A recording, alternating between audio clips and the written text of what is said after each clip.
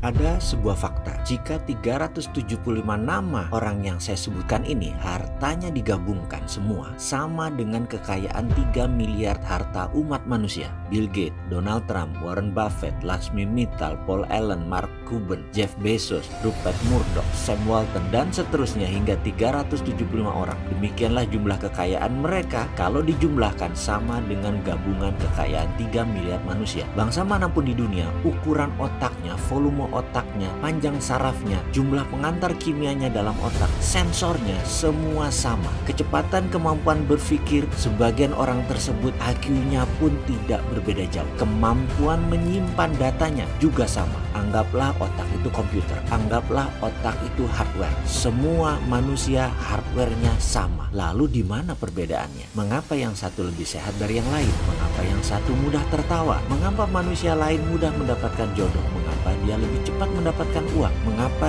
dia mendapatkan karirnya sangat cepat dari yang lain? Ada sebuah sistem pada manusia yang namanya belief system, sistem keyakinan. Ini ditanam di dalam subconscious pikiran bawah sadar seseorang. Jika sudah ditanam di posisi ini, merubahnya memerlukan teknik khusus. Cara biasa tidak akan pernah berubah. Misalnya kebiasaan merokok. Maaf, saya mengambil contoh merokok karena mudah difahami. Saya tidak merokok, namun saya bukan anti perokok. Prinsip saya merokok itu baik, tidak merokok jauh lebih baik. Itu hanya sebuah pemahaman dan pengambilan posisi melihat sesuatu. Kembali merokok sebagai contoh. Dalam iklan TV secara vulgar ditulis merokok bisa menyebabkan kanker, gagal janin, penyakit paru-paru, dan lain sebagainya. Dibacakah oleh setiap rokok? Ya, dibaca. Berhentikah karena takut mereka? Tidak. Mengapa? Inilah kerja otak. Otak conscious yang menguasai informasi pengetahuan hanya menguasai 12% dari tindakan. Subconscious, pikiran bawah sadar, menguasai 88% dari tindakan. Informasi tadi hanya menempel di conscious, tidak menggerakkan otak, hanya menempel di 12%. Otak subconsciousnya tetap menganggap rokok itu nikmat. Itulah yang dilakukannya. Kita kembali ke prosperity conscious, kesadaran kemakmuran, IQ kaya, tulang kaya, balung sugih, apapun itu. Ini adalah software kaya yang mereka miliki. Kesadaran kaya atau software kaya tadi, 376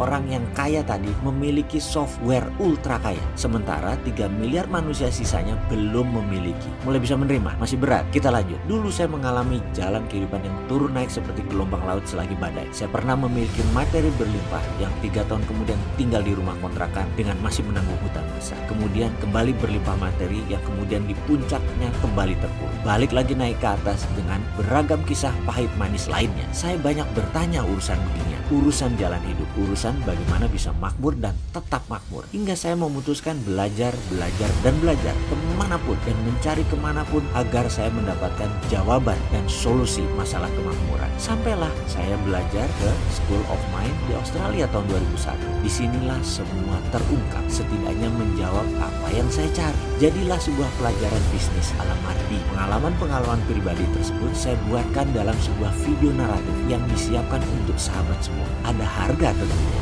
dan jauh lebih murah dari 7 hari mengikuti pelajaran tersebut. Sekali lagi, selamat mengikuti video Science to Get Rich Advice.